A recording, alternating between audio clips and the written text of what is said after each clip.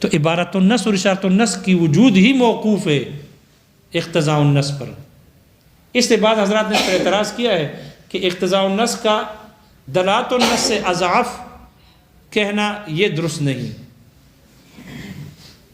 بہرحال یہاں شارح نے کہا کہ دلالت النص اقویٰ ہے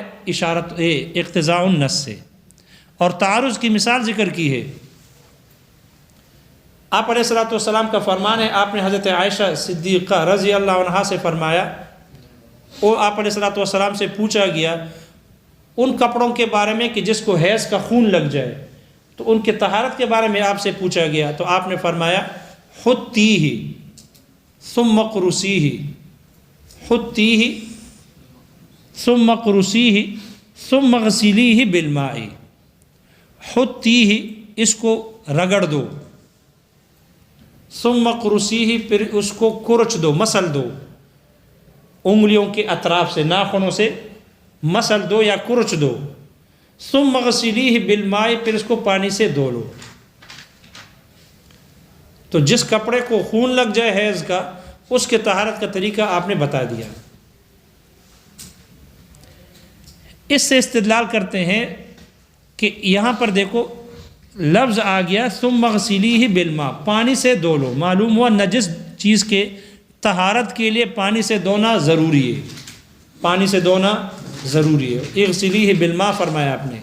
معلوم ہوا اگر پانی ہوگا تو نجس ختم ہو جائے گا، طہارت حاصل ہو جائے گی، کپڑا پاک ہو۔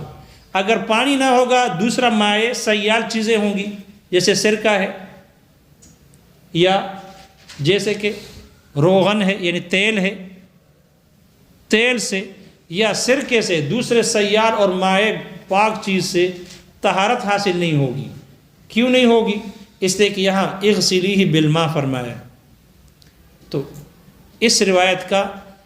روایت کے اقتضاء النص کا تقاضا یہ ہے کہ طہارت حاصل ہو پانی سے، پانی کے علاوہ نہ ہو۔ اور اسی روایت کے دلالت النص کا تقاضا یہ ہے کہ طہارت جیسے پانی سے جائز ہے اور حاصل ہوتی ہے، اسی طرح پانی کے علاوہ دوسرے مائع، پاک مائع، سیال چیزوں سے بھی طہارت حاصل ہو جاتی ہے۔ اس لیے کہ جو بھی اہل لسان اس روایت کو سنے گا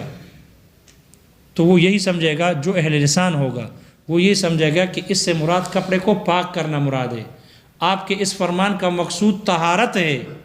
چاہے وہ پانی سے ہو یا غیر پانی سے ہو، دوسرے مائع چیز سے ہو، مقصود کپڑے کو پاک کرنا ہے۔ اور وہ پاکی جیسے پانی سے حاصل ہوتی ہے، سرکے سے بھی ہوتی ہے، دوسرے مائع سیال چیزوں سے بھی ہوتی ہے، کیونکہ مقصود کیا ہے؟ طہارت۔ تو یہ تطہیر جیسے پانی سے ہے، پانی کے علاوہ سے بھی ہوتی ہے۔ تو اسی روایت کا دلالت النص تقاضا کرتا ہے کہ پانی کے علاوہ سے بھی طہارت حاصل ہو،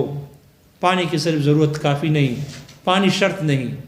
جبکہ اسی روایت کے اقتضاء النص کا تقاضا یہ ہے کہ آپ نے اغسلیہ بالماء فرمایا، لہذا تقاضا ایک اس بات کا کرتا ہے کہ پانی ہوگا تو طہارت ہوگی، پانی نہیں تو طہارت نہیں۔ اب ایک ہی روایت کے اقتضاء النص اور دلالت النص میں تعارض آ گیا، تو ترجیح کس کو ہوگی؟ دلالت النص کو ہوتی ہے۔ اس لیے دلالت النص پر عمل ہوگا، اور یہ کہا جائے گا کہ جیسے پانی سے طہارت حاصل ہوتی ہے، کپڑا پاک ہوتا ہے، اگر دوسرے مائع اور سیال چیزوں سے، پاک سیال چیزوں سے کپڑے کو نجاست کو دور کر دیا جائے تو کپڑا پاک ہو جائے گا۔ اور بطور تائید کے اشارے نے ذکر کیا کہ اگر کوئی آدمی، دیکھو اس میں آپ نے فرمایا اغسلی، دھو لو پانی سے، اگر کوئی دھوئے نہیں، اگر نجس کپڑے کو پانی میں ڈال دے اور پانی میں پڑے پڑے اس سے نجاست دور ہو جائے تو غسل تو نہیں پایا گیا نا، کپڑے کا دھونا نہیں پایا گیا، کپڑا خود دھل گیا، نجاست دور ہو گئی، تو تب بھی اس کپڑے کو پاک سمجھا جاتا ہے۔ معلوم ہو یہاں غسل نہیں پایا گیا،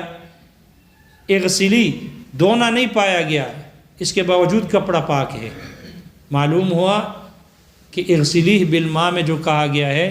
اس کے لیے پانی کا ہونا اور دھونے کا ہونا ضروری نہیں ہے۔ اگر خود دھل جائے بارش میں یا پانی میں گرا کر پانی میں پاک ہو جائے، خود بخود مقصود نجاست کو دور کرنا ہے، تو نجاست چاہے دھونے سے دور ہو یا خود دھلنے سے دور ہو جائے، پانی میں پڑے پڑے دور ہو جائے، یا بارش وغیرہ سے دور ہو جائے، تب بھی کپڑا کیا ہو جائے گا؟ پاک ہو جائے گا۔ اور تعارض کی مثال سمجھ میں آ گئی؟ شارح کہتے ہیں بعض حضرات اصولین نے کہا کہ اقتضاء النص اور دلالت النص کے تعارض کی مثال نہیں ملتی، تو جو کہتے ہیں اس کی مثال نہیں ملتی تو شارح کہتے ہیں من قلت تتبع، یہ ان کی قلت تلاش اور تحقیق کا نتیجہ ہے۔ اگر وہ تحقیق کرتے، تلاش کرتے، تو جیسے ہمیں مل گئی ہے تعارض کی مثال ان کو بھی مل جاتی۔ لیکن شارحین نے جواب دیا ہے ان کا، شارح کے اس دعوے کا، کہ جن حضرات نے دعویٰ کیا کہ مثال نہیں ہے تعارض کی، وہ اس تعارض کی مثال کی جو الگ الگ مثالیں ہوں، اقتضاء النص کسی اور روایت سے اور مثال سے ثابت ہو، اور دلالت النص دوسری آیت یا دوسری روایت سے ثابت ہو، ایک ہی مثال کا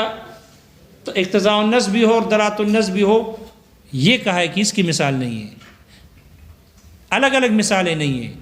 الگ الگ مثالیں نہیں ہیں، اور جو شارح نے ذکر کی وہ تو ایک ہی مثال سے ذکر کیے، الگ الگ نہیں ہیں، الگ الگ نہیں۔ لیکن بہرحال یہاں جو شارح نے مثال ذکر کی نا تعارض کی، ثم اغسلیہ بالماء، پھر اس کو پانی سے دھو، تو پانی تو صراحت موجود ہے نا، یہاں اقتضاء کیا چیز ثابت ہے؟ ہم کیا کہیں کہ یہاں ایک چیز ہم نے اس عبارت کو ٹھیک کرنے کے لیے بطور مقتضا مانی، فتحریر رقبۃ میں مملوکۃ کا لفظ ہے نہیں ہے، نہیں مانیں گے تو تحریر رقبہ نہیں ہوگا، تو وہاں اقتضاء کے طور پر ہم نے مقتضا مملوکۃ مان لیا، تو ہم کہتے ہیں یہ مقتضا کے طور پر ہے، اقتضاءً ہے۔ تو یہاں کیا کون سی چیز ہے؟ یہاں تو اغسلی بالماء میں ماء لفظ موجود ہے، تو یہاں بطور اقتضاء ہے کیا چیز جو مصنف اونچے گما کر دعویٰ کر رہے؟ مصنف کا مطلب شارح ملا جیون، تو وہ کیوں کہتے ہیں کہ یہاں مثال دیکھو ہمیں مثال مل گئی، تو یہ مقتضا بنے گی کیسے؟ یہ سمجھ میں نہیں آ رہی کہ یہ کیسے مقتضا بن رہی ہے۔ ماء کا لفظ تو صراحتاً موجود ہے، اور آگے آ رہے استدلالات فاسدہ میں سے کہ جب کسی لفظ جنس یا علم صراحتاً ذکر ہو تو اس کے علاوہ سے نفی نہیں ہوتی، یہ تو ان میں داخل ہو رہی ہے استدلالات فاسدہ میں، جس کو مصنف شارح کیا بنا رہے ہیں؟ مقتضا بنا رہے ہیں، حالانکہ مقتضا نہیں بن سکتی۔ آگے خود دوسری مثال ماتن ذکر کر رہے ہیں، ان اکلت طعاماً، اور ان اکلت میں طعام کا لفظ مقدر ہے، اقتضاءً ہے، لیکن اگر طعام کا لفظ اگر لفظوں میں ذکر کیا جائے اور یہ کہا جائے ان اکلت طعاماً، تو اب مقتضا نہیں ہے، اب ملفوظ ہے۔ تو یہاں اگر اغسلی ہوتا، بالماء کا لفظ نہ ہوتا، تو پھر ہم کہتے ہیں غسل کے تقاضا کرتا ہے کہ بالماء ہو، پھر اقتضاءً ہوتا،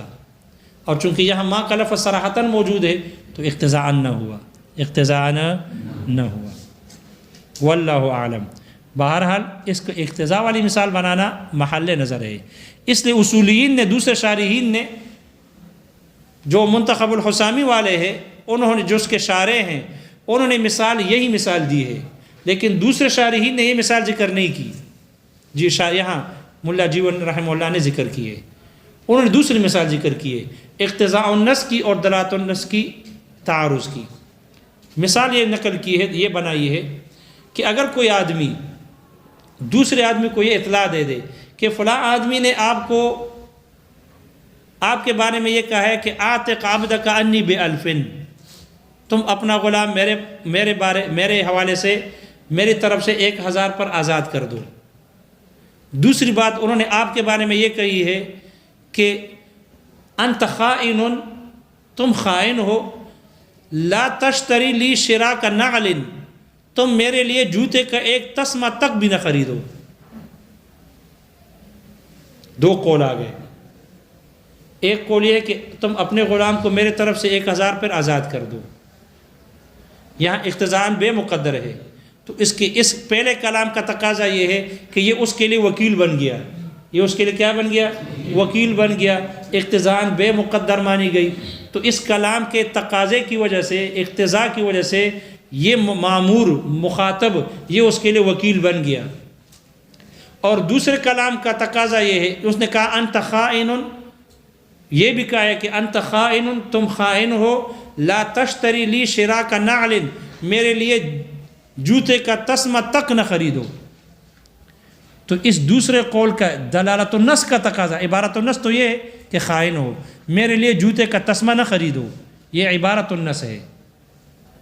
اور اس اس نص کے دلالت النص، جو آدمی یہ کلام سنے گا لغتاً اہل لسان ہوگا تو وہ سمجھ جائے گا کہ جس کو ایک جوتے کے تسمے تک کے لیے وکیل نہیں بنا رہا تو وہ اس کے لیے اپنے غلام کو آزاد کرنے کا وکیل بنائے گا؟ نہیں بنائے گا۔ جو ایک تسمے تک کے لیے اس کو وکیل نہیں بنا سکتا اور نہیں بنا رہا، یعنی اس کو معزول کر رہا ہے، تو وہ اپنے غلام کو آزاد کرنے کا کیسے وکیل بنا سکتا ہے؟ کہ یہ کہا جائے کہ بِع عبدک عنی ثم کن وکیلی بالاعتاق۔ تو دیکھو پہلے کلام کے دلالت اقتضاء النص کا تقاضا یہ ہے کہ یہ آدمی جس کو اطلاع دی گئی ہے یہ اس کا وکیل ہو جائے غلام کے آزاد کرنے کا، اور دوسرے کلام کے دلالت النص کا تقاضا یہ ہے کہ یہ وکالت سے معزول ہے، اس کے لیے غلام کو آزاد نہیں کر سکتا، معزول ہے، وکیل نہیں بن سکتا۔ تو دونوں کلاموں کے، ایک کلام کے اقتضاء النص سے وکیل ہونا معلوم ہو رہا، اقتضاء النص سے پتہ چلا، اور دوسرے کلام کے دلالت النص سے پتہ چلا کہ وہ وکیل نہیں ہے، معزول ہے۔ تعارض آ گیا، اور جب تعارض ہو تو ترجیح دلالت النص کو ہوتی ہے، اس لیے یہ وکیل نہیں بنے گا۔ یہ وکیل جب ایک جوتے کے ایک تسمے کے لیے بھی اس کو وکیل نہیں بنا رہا تو غلام کے آزاد کرنا تو اس سے بڑھ کر ہے، بطریق اولا وہ وکیل نہیں بنے گا۔ اس سے شارحین نے یہ مثال ذکر کی ہے تعارض کی۔ یہ جو شارح نے مثال نقل کی ہے یہ مثال بظاہر درست نہیں ہے، اس لیے یہ خواہ مخواہ یہ مجھے گما کر کہہ رہے ہیں کہ جنہوں نے کہا کہ تعارض کی مثال نہیں ہے، من قلت تتبع ہے۔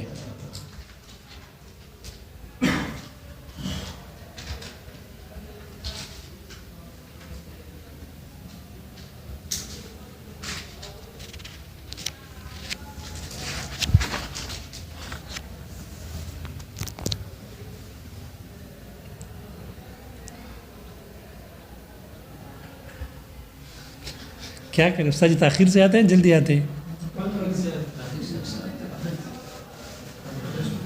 چلو ٹھیک ہے، عبارت پڑھ لیں گے۔ دیکھو بھائی،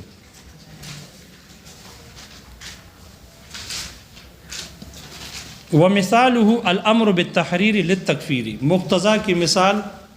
وہ کفارہ ادا کرنے کے لیے آزاد کرنے کا امر ہے، مقتضن جو تقاضا کرتی ہے للملک ملکیت کا، ولم یذکرہ یا ولم یذکرہ، اور اس کو ذکر نہیں کیا گیا، اس ملکیت کو اس کا ذکر نہیں کیا گیا، یا اس مقتضا کو ذکر نہیں کیا گیا۔ والظاہر، شارح کہتے ہیں بظاہر ماتن کا یہ متن جو ہے الامر بالتحریر، ان الامر بالتحریر، یہ جو امر بالتحریر ہے ظاہر یہ ہے، وہو قولہ تعالی، وہ اللہ تعالیٰ کا فرمان، فتحریر رقبۃ، اس کی طرف اشارہ ہے، فإنہ مقتضن، اس لیے کہ یہ فتحریر رقبۃ یہ تقاضا کرنے والی ہے للملک، اس ملکیت کا، الغیر المذکوری، کہ جو ملک ذکر نہیں ہے، فکأنہ قال، گویا کہ اللہ نے فرمایا فتحریر رقبۃ مملوکۃ لکم، گردن آزاد کرو ایسی رقبہ کہ جو تمہاری مملوکہ ہو، فإن اعتاق الحر، اس لیے کہ آزاد کا آزاد کرنا، وعبد الغیر، اور دوسرے کے غلام کو آزاد کرنا، لا یصح، یہ صحیح نہیں، فتحریر رقبۃ مقتضن، تو تحریر رقبہ یہ تقاضا کرنے والی ہے، ومملوکۃ لکم مقتضا، اور جو مملوکۃ لکم ہے یہ مقتضا ہے، وحکمہ، اور اس کا حکم، هو الملک، وہ ملکیت ہے، ثابت جو ثابت ہے، بالمقتضا، اس مقتضا سے، الذی هو ثابت بالمقتضی، کہ جو مقتضا ثابت ہوتی ہے مقتضی سے۔ وقیل، اور کہا گیا، المراد بہ، ماتن کے اس قول الامر بالتحریر سے مراد قولہ، وہ عامر کا قول ہے، اعتق عبدک انی بألف، یہ مراد ہے، فإنہ یقتضی معنی البیع، اس لیے کہ یہ بے کے معنی کا تقاضا کرتی ہے، فکأنہ قال، گویا کہ اس نے کہا، بیع عبدک عنی، تم اپنا غلام مجھے بیچ دو، وکن وکیلی بالاعتاق، اور پھر آزاد کرنے کے لیے میرا وکیل بن جا، فلما ثبت البیع اقتضاء، پس جب بے اقتضاء ثابت ہو گئی، فلا یشترط فیہ شرائط نفسہ، تو پھر نفس بے کے شرائط ان میں وہ شرط نہیں ہوں گے، لازمی نہیں ہوں گے۔ فیستغنی عن الایجاب والقبول، اس لیے یہ بے ایجاب اور قبول سے مستغنی ہوگی، بے نیاز ہوگی، اس کی محتاج نہ ہوگی۔ ولا یجری فیہ خیار الرؤیت والعیب والشرط، اور اس بے میں خیار رؤیت، خیار عیب اور خیار شرط جاری نہ ہوگی۔ بل یشترط فیہ شرائط الاعتاق، بلکہ اس میں آزاد کرنے کے شرائط کو شرط لگایا جائے گا۔ من کون العامر مکلفا، یعنی عامر کا مکلف ہونا، اہلا للاعتاق، اور آزاد کرنے کے لیے اہل کا ہونا، یہ شرط ہوگا۔ فلا یصح من الصبی والمجنون، اس لیے یہ اعتاق صبی سے اور مجنون کی طرف سے صحیح نہیں۔ وعلی ھذا یقول، اور اسی پر قیاس کرتے ہوئے فرماتے ہیں ابو یوسف، امام ابو یوسف رحمہ اللہ، لو قال اعتق عبدک عنی بغیر ذکر الف، اگر وہ بغیر 1000 کے ذکر کے اعتق عبدک عنی کہے، فإنہ یقتضی الہبۃ، تو یہ تقاضا کرتی ہے ہبہ کی، کما ان الاول اقتضى البیع، جیسے کہ پہلے کلام نے بے کا تقاضا کیا۔ وَيَسْتَغْنِي هَذِهِ الْهِبَةُ عَنِ الْقَبْضِ، اور یہ ہبہ قبضے سے مستغنی ہوگی، محتاج نہ ہوگی یہ ہبہ قبضے کی۔ كَمَا اسْتَغْنَى الْبَيْعُ عَنِ الْإِيجَابِ وَالْقَبُولِ، جیسے کہ بے ایجاب اور قبول کی محتاج نہ ہوئی۔ بل الاولا، بلکہ بطریق اولا یہ محتاج نہ ہوگی۔ لأن القبض شرط والایجاب والقبول رکن، اس لیے کہ قبضہ کرنا یہ ہبہ میں یہ شرط ہے، اور ایجاب اور قبول یہ بے میں رکن ہے۔ فلما احتمل الرکن السقوط، جب رکن نے سقوط کا احتمال رکھا، فالشرط اولا، تو شرط بطریق اولا احتمال رکھے گا۔ ولکننا نقول، لیکن ہم کہتے ہیں جواب میں، ان الایجاب والقبول فی البیع، ایجاب اور قبول بے میں، مما یہ ان چیزوں میں سے ہے، یحتمل السقوط، جو سقوط کا احتمال رکھتی ہے، کما فی الطاعات، جیسے کہ بیع الطاعاتی میں ہے، بخلاف القبض، برخلاف قبضے کے، فی الہبۃ ہبہ میں، فإنہ لا یحتمل السقوط بحال، اس لیے کہ وہ کسی بھی حال میں سقوط کا احتمال نہیں رکھتی۔ والثابت منہ کالثابت بدلالۃ النص، اقتضاء النص سے ثابت ہونے والا حکم ایسا ہی ہے جیسے کہ دلالۃ النص سے ثابت ہونے والا، الا عند المعارضۃ، مگر یہ کہ تعارض کے وقت نہیں ہے ان کی طرح۔ اے ہما سواء فی ایجاب الحکم القطعی، یہ دونوں قطعی طور پر حکم واجب کرنے میں دونوں برابر ہیں۔ الا انہ یترجح الدلالۃ علی الاقتضاء عند المعارضۃ، لیکن تعارض کے وقت دلالت النص یہ اقتضاء النص پر راجح ہوتی ہے تعارض کے وقت۔ مثال اس کی تعارض کی مثال قولہ علیہ السلام، آپ علیہ السلام کا فرمان ہے، لعائشہ، حضرت عائشہ صدیقہ رضی اللہ عنہا سے ہے، حطیہ، اس کو رگڑ دو، ثم اقرصیہ، پھر اس کو مسل دو، ثم اغسلیہ بالماء، پھر اس کو پانی سے دھو لو۔ فإنہ یدل باقتضاء النص، یہ روایت، آپ کا یہ فرمان، یہ دلالت کرتا ہے اقتضاء النص کے طریقے سے، علی اس بات پر، ان لا یجوز غسل النجس بغیر الماء، نجس چیز کا دھونا بغیر پانی کے جائز نہ ہو،